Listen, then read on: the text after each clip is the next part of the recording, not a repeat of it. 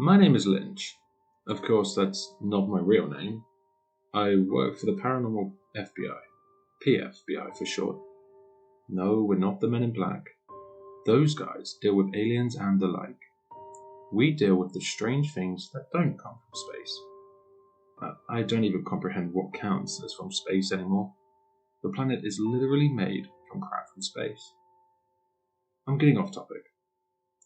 I'm not one of those guys who goes risking their life capturing or killing things. I have a desk job. Sure, it's not as exciting as field work, but screw that. I like to live, so I'll gladly take the mundane job. If I can call this job mundane. Most of what I read, I can't even breathe a syllable. Otherwise all flies telling of my existence get shredded, just like the KIA operatives. The job isn't all that bad. Occasionally, I'm assigned to script interrogations. We keep those records for any organisation that has the dough to buy a copy, or the rights entirely. Lucky for you, I found a few not-so-secret files that I'll tell you for free. I think this was my 5th time scripting an interrogation. Whenever there's a case that's too strange for the normal FBI and the like, we get called in. This particular case is about a woman in her early 20s. She was suspected of murdering her parents, as well as countless others. Yet all the evidence found proved inconclusive. This was a pretty regular case for me. Okay, that sounded quite dark. I forget you guys haven't got used to stuff like this. Anyway, here's my report. One of our agents was assigned to interrogate Miss Selena. This specific interrogator we called Blood Eyes.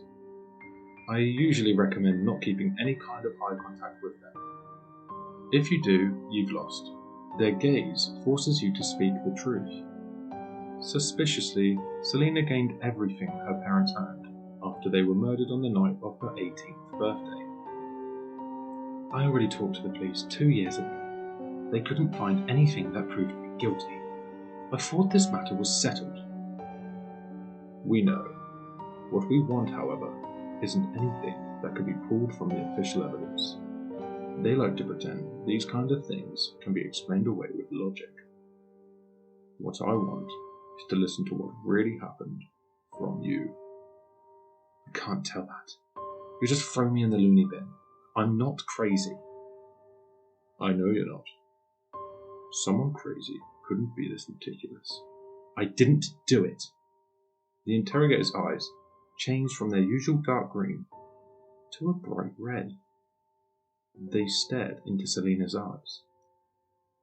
Then tell me what really happened. Selena drew in a sigh and shuddered. Fine. I hate retelling this. It was Friday night, my 18th birthday party. My parents let me have a huge sleepover with my friends, as long as there were no boys there. We were loud as hell, yet my parents never came out of their room to keep us quiet. A couple years before, I found out they had soundproofed their room for... you can probably guess why. Rachel, my best friend at the time, had snuck a bottle of tequila from her mum before heading over. After having a small glass or two, I started to not remember clearly, just bits and pieces. Courtney had admitted to breaking up with her boyfriend earlier in the day. She cried and then laughed, then cried again. Stacy and Amanda played Mario Kart. I kept losing to them. Apparently, having older brothers had its advantages. We all fell asleep around 2 in the morning. Selena shifted in her seat before continuing. I woke up to the front door being pounded on by Rachel's dad. My parents didn't answer it, so I did. He was furious with her and grounded her for a couple of months. Stacy and Amanda left a few minutes later, their boyfriends playing against their older brothers in a football match later that afternoon. Courtney was the last to leave. She helped me clean up everything, while finishing off the last few drops of tequila. About a half hour later, she was picked up by her mum, leaving me alone at home. The night before, my parents both told me they both had work. I went to go check the mail.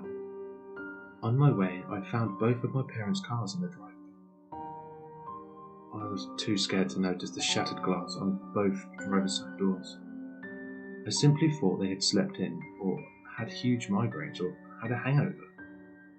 I went upstairs to look in their room. I knocked several times. No answer. I didn't hear them snoring through the door either.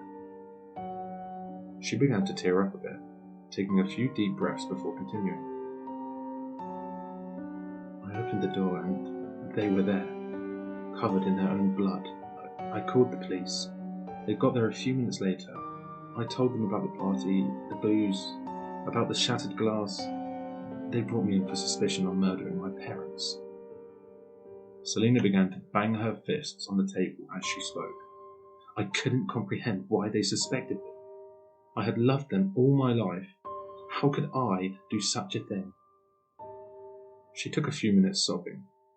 I glanced over at her. I couldn't tell if it was an act or not. As insensitive as that sounds, I've seen too many fake tears that resulted in bloodbath. She wiped away her tears and continued. It was half a year of countless interrogations and so many reporters not leaving me alone that I couldn't take it anymore. I needed some help, so I went to see my boyfriend. It had been a while since I last saw him. I had practically abandoned him. So I go over to his house like I used to back when we were dating.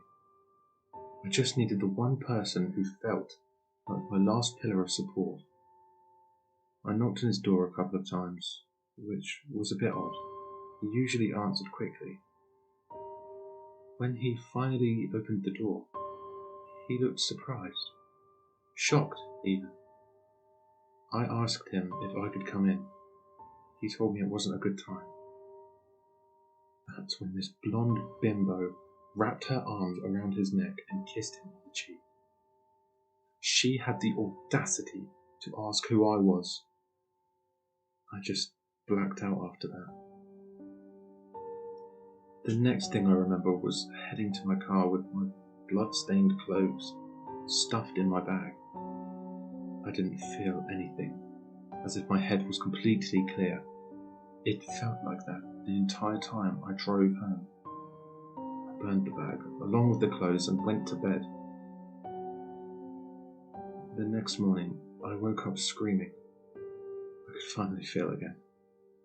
It was terrifying. Things like that happened more often afterwards. It was as if I was being piloted by someone else, someone very calculating and precise. It took a few months before I remembered these blackouts, before I could interact during them. Over time, I began to enjoy it. It was like a thrill of excitement. I began looking for trouble just to feel anything other than boredom. The police never caught on, but you guys did. Selina sat for a couple of minutes just staring at her interrogator. They finally cleared their throat and asked her one more question. This pilot you speak of, seems you've gotten used to its effects. Can you control it? The lights in the room flickered a bit, causing me to jump. One of Selina's eyes had become absolutely black. In her voice, both her own and not, she responded, Yes. Yes, I can. Rereading that back made my skin crawl a bit. I can't explain to you how much I wanted to run back there. Eventually, over time, I grew used to things like this. I'll be working on another scripting soon. I'll post next time I get the chance. Sincerely, your friendly PFBI guy.